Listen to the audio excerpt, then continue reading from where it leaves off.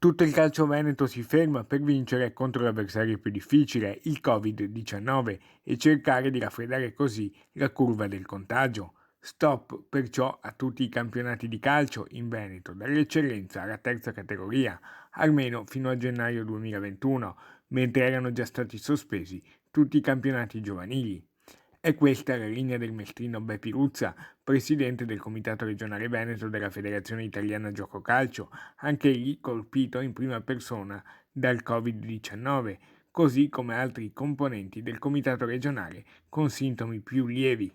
Solo in Veneto, nella passata stagione sportiva, si contavano 35.000 tesserati della Lega Nazionale Dilettanti, i grandi per intenderci, e 70.000 del settore giovanile scolastico.